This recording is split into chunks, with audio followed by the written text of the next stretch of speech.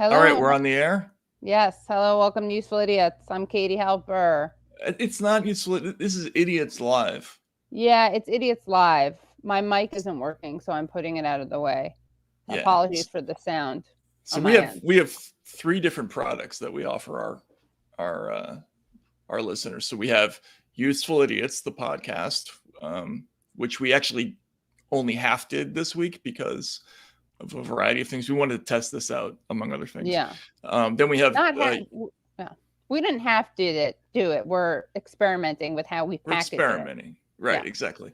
And then we have Useful Idiots Monday Morning Edition, which we haven't introduced correctly once, I don't think. Well, you just did just now. Right, but not on Monday morning. Right. That would be So this is right, yeah. Trafe. So this is Idiots Live, and just because we like the kind of live vibe a little bit, we wanted to see, and the idea of this was to do something at the end of the week as opposed to Monday, and we're gonna kind of beginning of the week. Right, we're gonna look at like what the big stories were on both kind of conservative and blue state media, and take a couple of discussions about each of those things, and see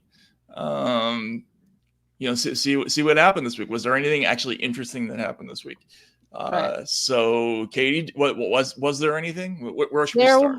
Yeah, let's start with let's start with friend of show Michael, whose name I can never say. Michael Smerconish. Yeah. Kersmanish, yeah.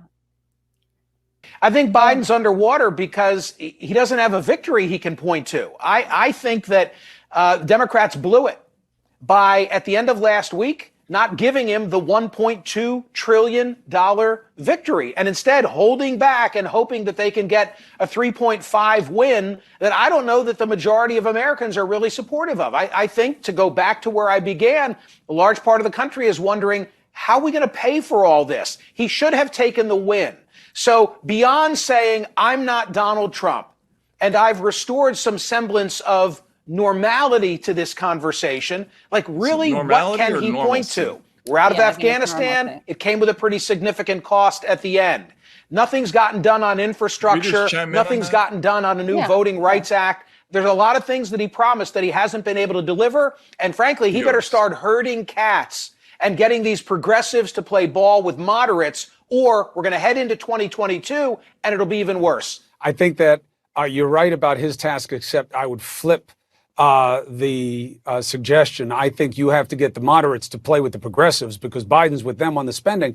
And the only thing I don't understand, Michael, is the spending is popular red and blue, north and south, every place, every face. These programs, when you talk to people, that's what they're beating Joe Manchin over the head with. You go to West Virginia, you ask the Republicans, Trump won by 40 points. Do you need help with daycare? Do you want free community college? Do you want help with prescription drugs? Everybody's yes on the spending bill categories. Why do you say you don't think people want it? Price tag?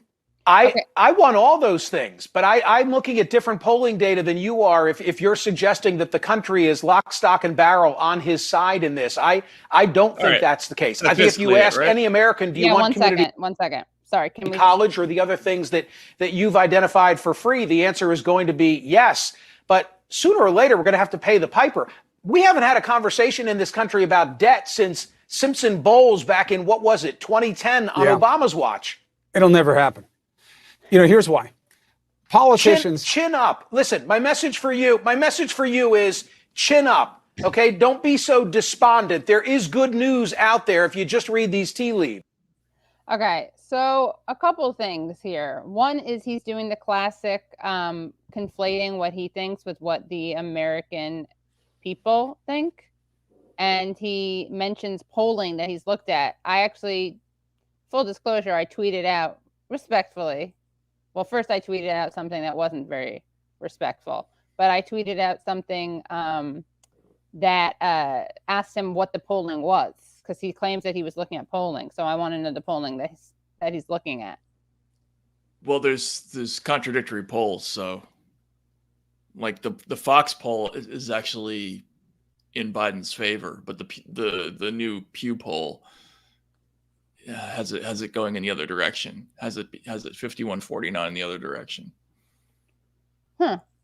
Okay. Well, that's interesting. Yeah. At the Fox one, but it's also all in the frame. It's also in the framing of it. It's always in the framing of the question. Yeah. No, Yeah. I mean, it really, obviously it depends on how you ask the question. Yeah. I think it's an open question to the, is the country in favor of this or not? Probably, if you put it to them as, would you like 2 years of free community college and childcare and all these other things? Most people would say yes. If you told them there was going to be means tested, it would probably be a different answer. Like, you know what I mean? Like the polls are, the polls are, I don't know how much stock to put in them at this point. Mm-hmm. It's not like a massive swing one way or the other, like some other issues would be. Yeah. There's a Quinnipiac poll that came out this week, I believe, that shows that it's popular. What does the Quinnipiac poll say? Let's see. Democratic spending bills retain majority report, Quinnipiac Universal Poll Funds. Americans say, hold on one second. Americans say 50, so they say 62-34 that they support a roughly $1 trillion spending bill to improve the nation's roads, bridges, broadband, and other infrastructure. And Americans say 57-40 that they support a $3.5 trillion spending bill on social programs. But what I don't understand is, I mean, why no one cares about, people care about debt when it's brought up. It's not like an inherently distressing thing. I don't know. Look, or the how are we going to pay for it thing is always about social things and not about. Well, that's true, but to say that people don't care about spending is, look, we got Trump because of the spending issue. I think because, and I watched this happen over years of, covering the campaign. The Tea Party basically, grew out of, at the time, was a relatively small group of people who were discontented within the Republican Party about the spending in the Bush administration. Right, that was sort of the core of the Rand Paul candidacy. Right. Then, over the years, the Republican Party's kind of continual embrace of, I guess what you would call deficit spending. Like they didn't really spend a whole lot of time. Like the Mick Mulvaney types were not running the Republican Party during the Obama years, which is how we ended up with the Tea Party. Like that they didn't grow out of nowhere. It was the bailouts were significant for the wrong reasons. Like they were objected to the wrong parts of the bailout. But that's when it came up, and a lot of that energy was what led directly to, in other words, this idea that the National Republican Party doesn't represent the ordinary Republican. That all came out of the spending issue first. That was the first place it expressed itself. So, without making a value judgment about it, it certainly has had an impact on politics. Yeah, I guess everyone lies about it. Yeah, no, I mean, I did a story about it where I went to a bunch of people going to a speech of Sarah Palin's, where she was denouncing federal spending, and like everybody's sitting in, Medicare funded walkers, and right. they got oxygen tanks that they got from the government and stuff like that. Like people lie about this stuff, but like it's definitely an issue. So, and it's been kind of temporarily sidelined because of COVID, beginning with the CARES Act and then continuing through all the bills that Biden has passed and is trying to pass. you know, they're funded in kind of a different way, or at least the CARES Act was. Like these were essentially like Fed funded bills. Like they weren't paid for out of the Treasury, or only portions of them were paid for out of the Treasury. Similar to the way we paid for the bailouts for the most part. There was a big piece that came out of the Treasury, but most of it came out of the Fed. So I don't know, like, is spending still a thing for people? Does it still matter to voters? I actually don't even know the answer to that question, but it's a good question. Yeah. It's a good question. You know, it's He worth talking about. Yeah, he also does, though. It's funny that he says the moderates need to get on board with the progressives. No, sorry. He says progressives need to get on board with the moderates. And then Chris Cuomo was like, I agree, except I'd flip it and have the moderates needing to get on board with progressives. Don't you find that weird? I'm sorry. There's something. I know. I know we keep repeating this, but why is Chris Cuomo suddenly like the pal of Bernie Sanders? Like, I mean, what if it's because people actually are worried that people are going to be desperate in the streets and rising up? It could be for self, you know, there is a level of despair, abject despair, that maybe was always there, but has been exacerbated. I think maybe with COVID. Maybe people just want to co-opt that agenda so that there are not more Bernie Sanders. So they kind of meet in, you know, the middle, right? Like they did meet in the middle, right? Because what did Bernie want at the beginning? Like 6 trillion or something. Right. And we had Ryan Grimm on this week, so that'll be coming out in the podcast. His theory seemed to be about fundraising from. Right, that they're no longer as worried about losing, you know, big pharma, the fossil fuel industry, which is what's in play. If you pass this bill, like you might get some unhappy big donors over some of this stuff. And that's because they're getting money instead from suburbanites who have more money than like they figured out from the Bernie 2020 campaign that you can raise buttloads of money, and this expressed itself in the Senate campaigns from the same cycle, which is that, you know, you can get a lot of people who are affluent MSNBC watchers to shell out $600 for 12 different candidates. I mean, $600 total, you know, for Senate candidates, and it's an easy way to raise a lot of money. Like, you know, once upon a time, they never raised money that way. That was not their primary thinking. Like we had to get bundlers, and now they you know, they're maybe a little bit less concerned about that. So that's interesting. You know? Yeah, it's interesting. Yeah. All right, we have an issue that you and I disagree with. We have a minor disagreement about, but let's get it. You should introduce it, since this. All right, I'll set it up.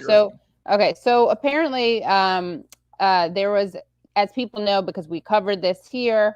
Hold on, I'm looking for the Bernie thing. Okay, as people know, because we covered this here, Sinema was followed into the bathroom by some protesters. In fact, let me just do a little screen share so we get a good sense of what happened. But as people know, she was followed into the bathroom by protesters, and this upset certain people, including Republicans, as we covered here. And it also upset certain Democrats. Hold on, please. In fact, as Alina Treen tweets, and as Axios reported on, Scoop, Bernie Sanders withheld support for a joint statement condemning last week's protest against Kyrsten Sinema because it also wouldn't include a rebuke of her political views. An email exchange leaked to Axios shows. And here is the exchange. So we got an email from Jeff Gertz, who works for Cory Booker, Senator Cory Booker, and it says, subject, Dem leadership joint statement on Sinema bathroom incident. Hey, everyone, you may already be aware of this, but yesterday afternoon at the leadership meeting, my boss volunteered to lead a Dem leadership statement on the incident in Arizona where some protesters followed Senator Sinema into a women's restroom. Here's the draft we put together. The idea was that we do this jointly as Dem leaders. We take care of pressing send to our press list. Could you please take a look and tell me if you're willing to sign on? Happy to consider any edits as well. And here is the statement. Protests are one of the most powerful tools for a vibrant democracy. That is why the right to peacefully assemble and the right to exercise freedom of speech are enshrined in the First Amendment to the Constitution, and we are committed to fiercely protecting those rights. Following someone into a bathroom and filming the encounter is plainly inappropriate and unacceptable, and it crosses a clear line. What happened in that video was a violation of Senator Sinema's privacy that has no place in our public discourse, and we resolutely condemn it. Okay, so that's their draft. Mike Kaska, who works for Senator Sanders, responds, "Thanks for organizing and taking the pen, Jeff. Our proposed edit is below in red." The proposed edit reads, "While we hope Senator Sinema will change her position on prescription drug reform and support a major reconciliation bill, what happened in that video was a violation of her privacy. There's no place in our public discourse, and we resolutely condemn it." Then the Bookerite, the person who works for Cory Booker, wrote back, "Hey, Mike, thanks for the reply. My boss can't agree to that edit. Separately, I'll update everyone soon on signers. Want to make sure I give everyone a chance to process and consider. Thanks." And Kaska writes back on behalf of Sanders, "Sanders will not be signing, so please cut Senate Democratic leadership team from headline." Okay. Now, before we go over whether or not we disagree on that, should we show the Fox News response to that? Yeah. Okay, so let's go to Fox News. Bernie Sanders refusing to sign a joint statement condemning this week's harassment of fellow Senator Kyrsten Sinema unless it included language pressuring her to change her stance on that welfare bill of theirs. This according to a report from Axios. Here now, Matt Schlapp, American Conservative Union chairman. Matt, I just first want to point out this is the guy who had a supporter who tried to murder Republicans and almost did murder Steve Scalise. And he's not going to sign a blanket statement condemning harassment unless it includes this caveat. So he's essentially saying, I'll say it's unacceptable only if we put in there why she kind of deserved it. Yeah, so these are not spontaneous protests. Obviously, when you get people who are here in the country illegally to act as lobbyists for this big budget-busting bill, this is an orchestrated thing. And what you realize is that the Democrats, along with these left-wing nonprofits on the outside, they coordinate very closely. And clearly, Bernie Sanders was very comfortable with that pressure in the bathroom and on the airplane and in elevators and other places put on Kyrsten Sinema and Joe Manchin at his vacation property and everything else. These are the tactics of the Democratic Party endorsed by Bernie Sanders. Matt, either condemn it or don't condemn it, as it should be. It's harassment, but it is like saying rape is wrong, but maybe you shouldn't wear that short skirt and those high heels. I said it, you didn't, and look, but that's what it sounds like. All right. Yeah, and Joe Biden didn't do anything much different. He said, hey, this is part of the process.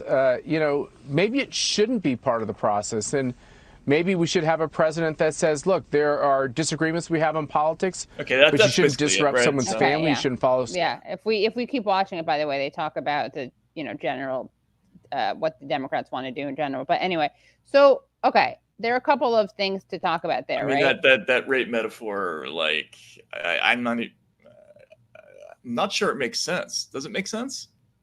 It makes no sense. I mean, okay, to be charitable, let's just break it down for argument's sake, right? She's basically saying she's comparing women following another woman into the bathroom. With rape, right? In the analogy, it's saying, well, it's bad that she got raped, but she shouldn't have worn that dress. Maybe she shouldn't have worn that dress. Right? Okay. And in this case, it's bad she got followed into the bathroom, but maybe she shouldn't have, what is it? See, it's not quite cause and effect, though. I mean, they're not saying, but maybe she shouldn't have. I think it makes sense. It's stupid. Like, I mean, it's not a place that an anchor should probably go. Like, right. But it's not like a total Thomas Friedmanism where it doesn't make any sense at all. Like, yeah, there is some analogy. I mean, it's a bad one, but yeah, sure, there is. It's a very bad one. I mean, I think it should be avoided at all costs, honestly, because. And Schlapp kind of gave it away when he condemned not just following someone to the bathroom, but onto an airplane or an elevator, which are not the sacred spaces or safe spaces that bathrooms are allegedly. Also, Cinema, I think, by the way, did this on purpose. I think so. Either she should have held her pee and not gone to the bathroom, or she knew that they were going to follow her in there. Based on what? Like, based on I guess, and to be fair, she could have just been ignoring them as she does everyone. To be fair, she says nothing to anyone ever. I mean, have you seen that? Have you seen just people ask her questions in public spaces? She totally ignores them. Yeah, I think you got your Bernie blinders on a little bit on this one. I don't think so. I think I have I hate certain politics. I mean, I think of course, exactly. I always have my Bernie blinders on, but I also have anti-Cinema blinders on. And I do have an I'm very sensitive to the weaponization of harassment language. Right, but I would be fired if I followed AOC into a bathroom and filmed her and shouted shit at her, like, if I had but you're job, not you're a dude. Okay, you're not a young woman, which obviously makes a difference. And she's also an activist, she's not a journalist. That's the other big thing. That's the other huge part of this, which is that the woman's not a journalist. She's an activist.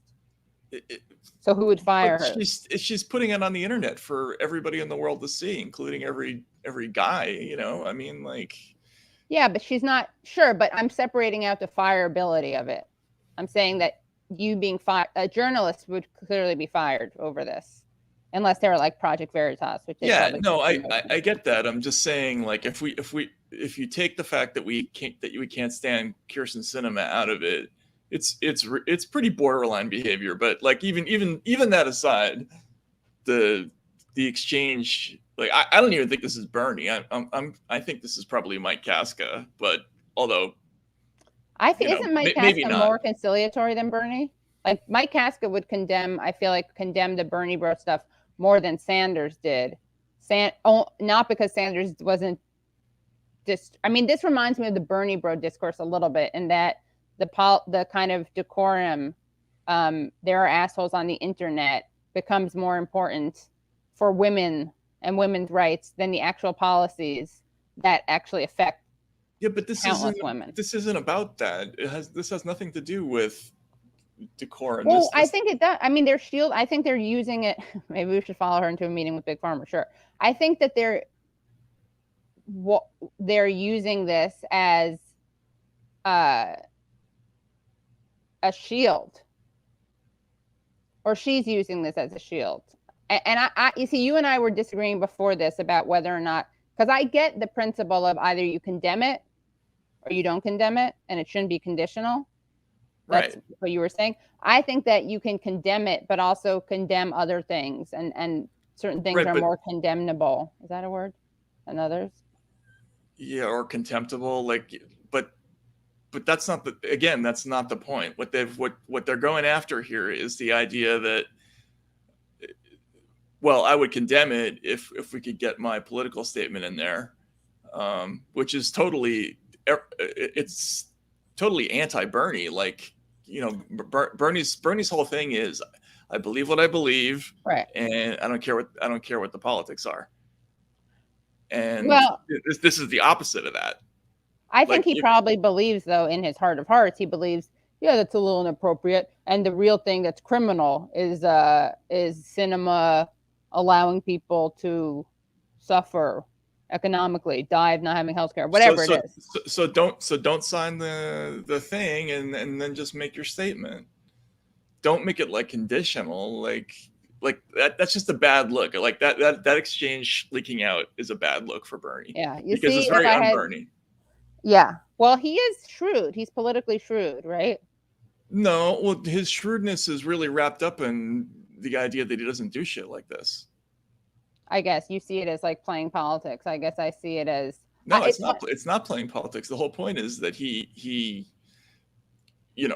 when he says something like, "I'm not going to give you my vote for federal funds to relocate your factory to China until you promise to not export any more jobs overseas, you know, that's based on the idea that like he genuinely believes that the government shouldn't be giving companies money to export jobs overseas, right? Yeah. Like there's no, the whole thing about Bernie, and I've always found this to be the most interesting thing about him, is that there's no like second version of him under off the record. You know what I'm saying? Like when you go off the record with Bernie, it's the same guy, Right. you know? And so stuff like this, it's like, yeah, we'll say it if we get something in return. It's just very un-Bernie to me. And I guess I see it as he's focusing more. You know, he always talks about the issues, right, and not the personal stuff. So to me, and again, I don't think to me, I like this, because to me it like puts it in, when you condemn this in a vacuum, I think it elevates or privileges then don't or condemn it. prioritizes. No, but things can be worthy of condemnation, but not the major story. Like there are lots of things that I think are condemnable, but shouldn't. It's like the question is this what the Democrats should be focused on? And when you interject something else, it no longer becomes the sole focus of it. Yeah, we're talking past each other on this one. There are plenty of ways to do that without doing this. This is, I'll condemn it if you give me something.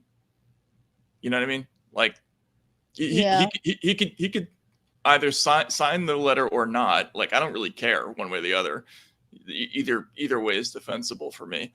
But then right afterwards, he can issue a public statement saying, you know, I signed the statement condemning Kyrsten Sinema, but the treatment of Kyrsten Sinema. But let me just explain what I think is really important. You know what I mean? Like that's how you handle it. Well, you and I would, yeah, I guess we make different press secretaries. You just can't. I don't think that's true. I think that if anything, I totally respect the placing the larger questions at the forefront. I legit disagree with you, not because it's Bernie. Like there are times when I have Bernie goggles on, but this to me, I think that again, the substantive stuff, which are his glasses, the substantive stuff is, I've always said this, like when people talk about, I know you're going to say it's not comparable, but it's the same thing that motivates why I think that, you know, if you want to condemn someone doing something online, saying something bad online, okay, but let's also talk about the policies that, excuse me, right? Like during the 2016 primary, talking about Bernie bros online, instead of talking about the fact that this woman named Hillary Clinton was running and opposing raising the minimum wage, which is something Eric Bogosian played Bernie? In what? Let's get him on and interview him. Which is something that disproportionately harms women and women of color. That was always driving me crazy. Like, what? Yeah, okay, if you care about that, then talk about that issue. Katie, you're avoiding the thing. I just don't think that there's anything inherently problematic about introducing context and different degrees of condemnation. But that's not what's happening here. He's selling his position on this for a price. Like just like Bernie, if you're being honest about this, you ask somebody, do you think this is bad or not? You just answer the question. Like, yes, I think it's bad. No, I don't think it's bad. That's the only thing you do here. Then there's a separate issue of how much you think Kyrsten Sinema sucks. Like you don't leverage one against the other. Like your feelings about a moral issue shouldn't be tied to some other consideration. You ask me, do I think there should be prayer in school? Like, I'm not going to turn around and say to you, well, I'll be for it if you agree to put these three things that I care about in your statement. Like, what's that? Like, that's what a politician does. That's not what Bernie Sanders does. So anyway, I think we've had our say about this, yeah, but I think that was a bad look for Bernie. assuming that it's real. Yeah. Which I think. Yeah. I mean, it's probably maybe pretty you and I safe would to- agree on this part, which is that I think it's a pathetic look from Booker to be wasting resources on this. Like, boo fucking who? Yeah, I mean, He's such a loser. Sorry. He's such a suck up. Remember those? somebody probably looked at some poll and said that this didn't go over well. Yeah. You know. Yeah. So that maybe they're trying to distance themselves from something. Yeah. Matt Schlapp also, just returning to the Fox News thing. I mean, Matt Schlapp is someone who worked for, was ties to Trump, right? Did comms for Trump. And, so if you want to talk about decorum and what does that have to do with it? That has nothing to do with. Well, I'm just going back to the media clip of it. We can also talk about their hypocrisy. Okay. That doesn't have any bearing on what Bernie did. I'm just saying we're doing media clips, so we can also go back to that. Just like you said, the rape thing was stupid. I'm just pivoting back to the media presentation of it. That doesn't change it. You can still disagree with what Bernie did and say that Matt Schlapp and this woman are a bunch of hypocrites. Okay. There's nothing weird about that. We're looking at media clips. It's funny to see. I mean, it is kind of funny to see who will speak on behalf of decency, Trumpians, but he wouldn't have followed her in. He would have just made a comment about, like he did with Megyn Kelly, bleeding from her eyes or whatever. Probably he wouldn't have followed her in. Or he would have had his people. Maybe he would have actually bang her head against the side of the wall. Like that was the thing about Trump speeches. They always have these announcements beforehand. Like if a protester gets up and starts causing trouble during the speech, do not touch or harm the person. Because like our people will do it basically. Like right. They had their own goons who would like drag people out by their faces. So right, that's what should happen in cinema. Yeah. I mean, I'm saying that, not Matt. Okay. And to be fair, Manchin. Well, Manchin talks to people. Manchin talks to people, and he doesn't say anything of substance, but he does talk to people. Whereas Sinema just stands there. She should pretend she can't hear that. Okay, I shouldn't give her advice. She should come out because she has the foot injury. She should pretend, and she's very into drinking wine. Maybe she can pretend she had some wine-related injury where a cork hit her in the ear, but you'd have to have 2 ears to get hit. I'm just saying, oh, come on, Matt. That is a good woke way to deal with this. I can't actually hear. Yeah, okay. So I'm not going to respond because I can't hear. And you asking me questions is ableist. Deficit. Yeah. Okay. All right. Yeah, I can see that. Definitely. Yeah. All right. What else we got? Wait, definitely? You're welcome. I walked right into that, didn't I? Yeah. Yeah. Okay, what else happened? We have a couple of things, right? But I just finally, in one word, and I shouldn't be looking at the comments, but I have thuggish politics in general that have nothing to do with Bernie Sanders. See, I can't see the comments again. Oh, well, don't look. People like Katie has a simple view, Bernie this. I have views about not giving a shit about protecting politicians' privacy that have nothing to do with Bernie Sanders. So call me simplistic on that front. It's not all Bernie. Mm-hmm. All right. I don't know. I mean, like, I don't think politicians have like an expectation of their privacy anywhere, but following someone into a congressional bathroom and filming it, it's like, I don't know. No. It's. I had to not look at the comments. Sorry, what did you say?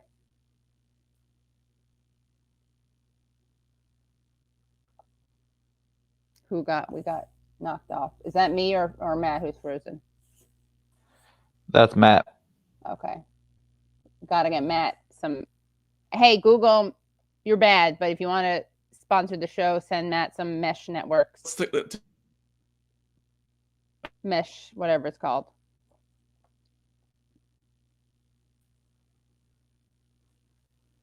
Well, guys, yeah, I censored Matt. I froze him out. You were frozen for a second. All right. Well, let's listen to AOC's response on her press. Okay. Doing present because it didn't really satisfy anyone. The supporters of Israel are mad at you for. This is about the Iron Dome vote, by the way. Okay. Is it worth doing present because it didn't really satisfy anyone? The supporters of Israel are mad at you for not voting for it. Critics of Israel are mad at you for not voting against it. Do you regret that? You know, it is something that I weigh because there's always the macro and then there's the micro. And in the macro of narrative, of politics, of national impact, you know, I probably should have just gone with my value. But in the macro, which would be to vote no. But in the micro, I do believe that this created a window in our community to be able to bring all folks to the table, because my great fear is that we are going to import the same sort of contention around this issue, and we can have a progressive movement that defends Palestinian human rights, that is Muslim, Christian, Jewish. So in the micro, I believe that it created a window of opportunity for us in the Bronx. But in the macro, it was very difficult, yes. Okay, so I think Matt wanted to step back. Can you not make me full, Wilson? You can keep up that thing. Oh, Jesus. All right, Matt's back. Sorry. All right. You're all right. My God. Yeah. I was saying that you stood back and you wanted to give voice to the Jewish woman. Right. Although you are an IHOP. I'm platforming you. Yeah, you're platforming me. You are an what is it? An hippie, which is not an indigenous. That sounds kind of like an indigenous word for people from here, but it actually stands for Asian American Hawaiian Islander. Hawaiian. What is it? Wait. Asian American Native Hawaiian Pacific Islander. Yeah. Did you guys know that about Matt? We've talked about on the show, but we need to highlight that more and more, especially when people accuse him of being racist. Although that does not. But I'm not really enough of one to really make it count. Like, yeah, you know, going bald definitely hurt on that score, I think. Oh, interesting. Well, except that also gives you that much more of an edge, a leg up on representation. Yeah, that's true, because I'm a minority within a minority, I guess. Yeah. But my dad is a literally indigenous person. He was born in the territory of Hawaii before it was a state. He's got Native Hawaiian blood, so you know. Yeah. I guess that counts. All right. So on the AOC thing, what's your read on? So just so people understand this, she voted present on a bill authorizing Iron Dome spending, which I actually interviewed Max Blumenthal about this to kind of look into why, you know, it sounds like a great idea. It's self-defense, but really what it does is it just makes the discrepancy between Israel and Palestine, or Israelis and Palestinians, that much greater. And anyway, so that's one point. That's why people are against it. And you know, we tend to overfund Israel and their military endeavors. So she votes present on it, and Mehdi Hasan is kind of asking her why, because when you vote present on something, you're not voting for it, but you're obviously not voting against it. Matt, how would you contextualize historically the role of voting present on something? Like, what motivates people to do that? Typically it means that because members can always make an excuse to not be there. Right. I think when you show up to vote present, you're telling people that you're not taking a position on something. Yeah. You know, as opposed to making it look like, oh, I might have voted this way or that way if I had actually been there, you know. Yeah. She's in a difficult spot because politically it's tough for her to vote against Israel.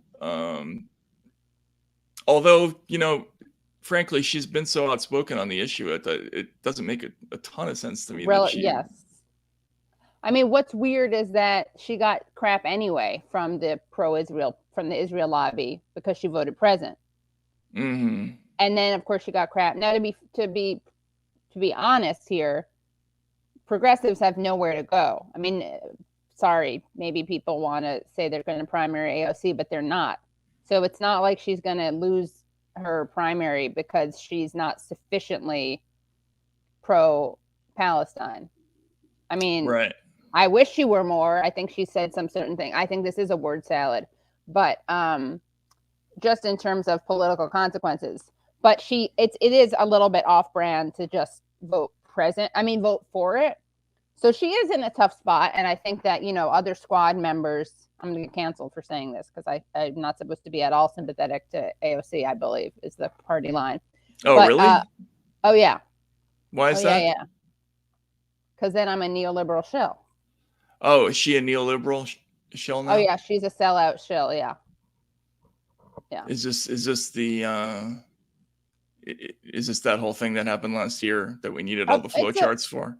Oh yeah, we really should revisit that. Yeah, I mean, I think that AOC is singularized in a way that's a bit weird. I understand it, but we should just focus on power and not, I think, making it about people's personalities.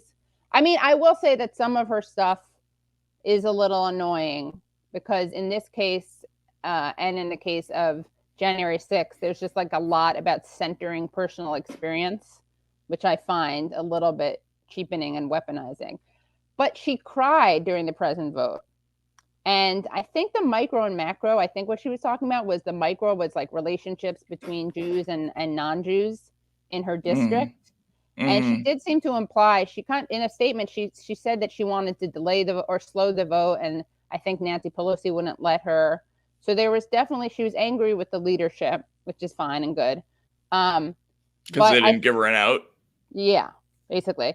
But I think that it is a hard thing. I'm going to say it's a hard thing to talk about because what are you going to say? Like because on an international level, on the national level, the Israel lobby is quite Christian.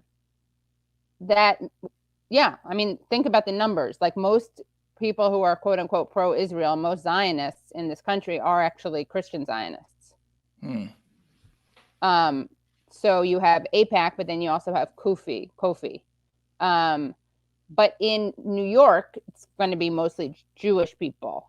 So it's a little bit difficult to talk about it shouldn't be difficult, but it is hard. It's hard for me and I'm Jewish. It's hard for me to even talk about this stuff without worrying that I sound like I'm being anti-Semitic. But I still do that. I think that for me and the takeaway for this whole episode for me is that AOC is clearly being prepared for a big role in the party, right? Like she's probably a future presidential candidate. There are people who have expectations, at minimum, the Senate, something like that, right? And she's going to have moments where she's going to have to sort of wriggle her way out of difficult or politically untenuous situations. She does not do great at that. Like she has a tendency to put out like this. The statement that she put out with this was like completely incomprehensible, and I'd rather get a pap smear from Edward Scissorhands than watch mainstream news. Thanks, guys. All right. That was not something I chose to highlight, by the way. I highlighted that she wants Schumer's seat, but yeah. Right. So anyway, so that happened. She didn't do great on it. One last thing, and I know we're running out of time, but one of the purposes of this segment that I was kind of hoping we could get to is, most people if you follow the news, you're either following like one tribe or the other, right? Most people are either blue state media consumers or they're conservative news consumers. So the the news landscape is so segmented that a lot of people just don't know what's going on the other side. So I thought, there might be some value in this show for us to do kind of show what people are talking about on both sides. So we'll do a little bit of MSNBC, a little bit of CNN, and then occasionally a little bit of Fox, right? Just to show. And this week was a classic example of a story that was huge in all of flyover country and like barely made the news anywhere else. So just quickly, Matt, if we could see the Merrick Garland clip. I'm just showing this because it's paid. Okay, then.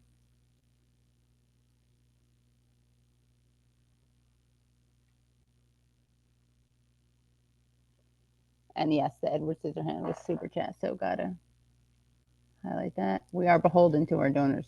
Oh, is there audio for this? Sorry, I was waiting for audio. No. There should be, but okay. Okay, if there's not, there's another one in there somewhere.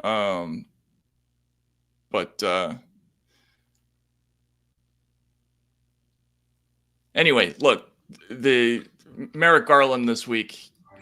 Here we go.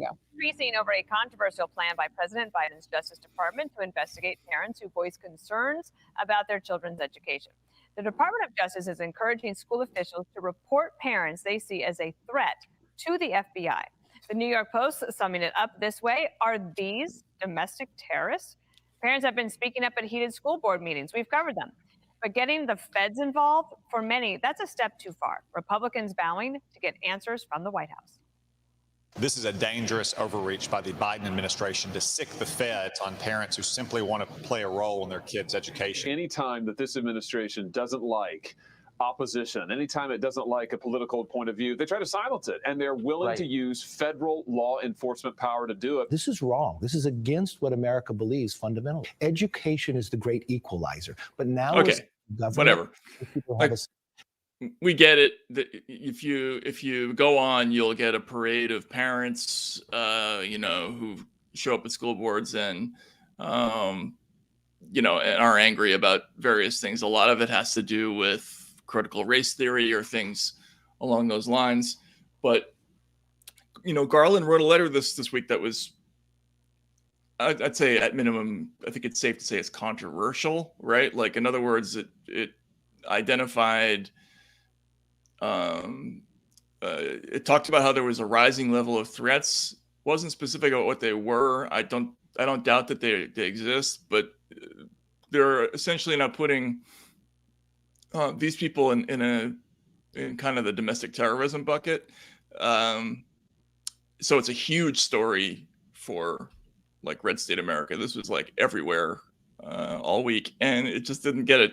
It barely got a peep anywhere in the other side of the news world. So I thought it was worth bringing up. I think we'll see it again on Sunday when the Sunday morning shows will probably universally ignore it, and then like Chris Wallace, Wallace may not even touch it. It'd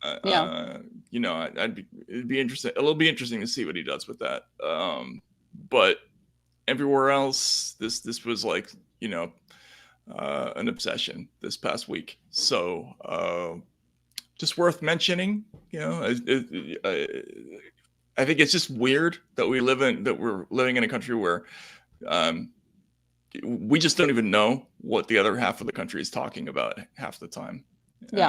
So yes, the reconciliation bill is something that everybody's talking about, but there's a lot of stuff that like nobody, like, I bet if you ask most people, what the Harper's letter is, for instance, right? Like who, they wouldn't know what the they have very strong opinions on it. I mean, just kidding. They would not know what that. No, of course they wouldn't know what it is. Yeah.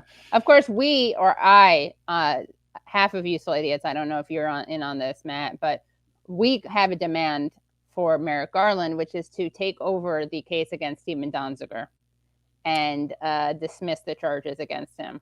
Right, which he won't do. Right. Well, I mean, if we don't ask him, there's zero chance. There you go. Free Donziger, please donate today. And just a little update on that case, because this is a story that the media won't be touching, even though it is an unprecedented corporate prosecution, but Stephen Donziger, human rights lawyer, was sentenced to 6 months in prison. Hard prison, not like white collar prison for not like the fun kind. Right, yeah. Mhm. And do we want to, this is actually, this is a feel-good clip, the next one. I think we can talk about Molegate. Oh yeah, quickly. I Yeah. guess we'll get to That's a teachable This moment. particular minor league game that I went to with Susan, when I am sitting on her right and she is sitting on my left, I caught her sort of looking at me Swiss at one point, just kind of problematic, giving me a squinty eye. What is looking at And me I was like, Swiss? what's wrong? I'm thinking, you know, like mustard from the hot dog or something. Anything that's neutral. But she poked me in the neck. Domestic violence guy. Kind of hard. And she kind of Poked me in the neck and she said, that mole has changed. It's like she was speaking Greek. I had no idea what she was talking about. We were at a baseball game. Again, this was like a hot dog moment for me. I also didn't know what she meant specifically about that mole, because where she was poking me in the neck is not even a spot I really knew I had a mole, because it's on the other side of my jawline. I can't see it in the mirror. But she was quite determined about it. I said, you just never sit on my left because I'm the one who drives, right? When it's the two of us in the car, you're used to sitting on my right. I'm sure it's, mosquito what bite does or hot sunburn dog or something. moment She mean? said, no, that mole has changed. We've been together 22 years. That mole has changed. I know it. She said, ask Diane. This is good. Diane is a very old friend of mine. She has been cutting my hair for like 20 years. And I was planning to see Diane the next day. I go to see Diane the next day. She can cut my hair. And I said to her, Diane, Susan says she thinks this mole over here has changed. And I should ask you if you think so too. And she said immediately, yes. I was going to say something about it myself. That mole has changed. I was going to tell you. Okay, Diane. Long story short, Susan was right. Diane was right. I went to the dermatologist. She said, hey, you know what? That mole has changed. I was like, yeah, I've heard that. Did a biopsy. Turns out it was skin cancer. Skin cancer accounts for the vast majority of cancers diagnosed in the United States. And the vast majority of skin cancers are, removable, treatable. But here's the thing I'm going to tell you. Even the deadliest kinds of skin cancer now, the ones that are, that like to spread into other parts of your body, the ones that really like to try to kill you, even the skin cancers that are the deadliest skin cancers in this country, those too are way more treatable than they used to be, on one condition, that you get them early. Even the most worrying forms of skin cancer, if you identify it early enough, it is now quite we get it. The only Right. the other funny thing is that Right. is that Chris Hayes Compliments her monologue. on that. like could we just see the first 5 Our seconds show of that? starts right now. Good evening, Rachel. I'm going to pay you a compliment right off the top. It's your show. Okay. I hate to encroach on your time, but that was the most compelling, transfixing television I've seen about moles and mole removal in my life by far. And I was watching it wrapped, thinking to myself, this woman is genuinely a genius at this Wrapped. because I can't take my eyes off this story. This is incredible. So excellent job. I feel like if there, we could invent awards like, most compelling. Okay, this is good. Yeah. All So, right, yeah. All right. By the way, Credit for wrapped on the air. I like that. Yeah. 2 issues. One is that she says on one condition that you get it checked, and Mountain Dweller points out 2 conditions. You have healthcare, which is a good point to make. Okay, I'm gonna get so canceled here. I actually was kind of engaged. I was like, oh, keep going. Tell us what happened. She's a good storyteller. I know that people are calling her a meanderer. I kind of like hearing her stories, but she's terrible in many other ways. But someone writes that was worse than waterboarding. But I like, that makes me want to die. She's basically, did Putin cause it? He may have. But she's doing a thing where she's like, all right, go get checked, which I appreciate. Everyone should get checked. Get your moles checked. My grandfather died at the age of 60 of melanoma, and it was treatable. So you should get your moles checked, get a full body scan. Her friend Diana sounds like an asshole, though, right? She didn't tell her. She said, I was going to tell you. Susan, her wife, noticed the mole change, and then her friend who cuts her hair noticed it, but didn't tell her. That's like when you have a friend and you see something in their teeth. You got to tell them, except this could kill you. Yeah, it's more like if you see somebody with like a cyanide pill in their teeth. Yeah, that's it. Yeah. Right. So then she talks about how she's has a Band-Aid. She took a day off or a couple days off of work because she didn't want to scare people with the Band-Aid. I don't see the Band-Aid though. Yeah. I'm not. I think she's a hologram. Interesting. Like Tupac? Yeah. I think she's been a hologram for like years now. But it's a really good one. A good one, yeah. What's interesting is that I actually know that mole that she's talking about, and I barely watch the show. I used to a bit, but it's kind of a big mole. Really? So you got to keep track of those. Yeah. It was a big one, yeah. Well, I found it terrifying because as I'm a hypochondriac, so right. You got to get a full body. I got to get a full body check. I actually made my doctor's appointment. Took a really long time. When this happens to us, what will happen is I'll check it too late and I'll be dead. Don't say that. Don't say that. And what you'll be doing is kind of like cradling my already decomposing head in your arms on the show, but telling it in the story in the same genial way that right. I see. Yeah. Right. And I said to Matt, it looks like your mole moved, right, Matt? Right. Well, right, anyway, Matt, he can't answer now. Yeah. Right? Yeah. I'm gonna have to speak for Matt on this one. Right. Yeah. Oh my God. Yeah. Will your head be like tough? Will your head be decapitated? Like, will it just be your head that I'll be holding? No, unattached? Your whole person will be here. Okay. Yeah, they put me in a suit probably for the end, I think. Yeah. Right? In your hospital bed. Yeah. Well, no, I mean like for. I know.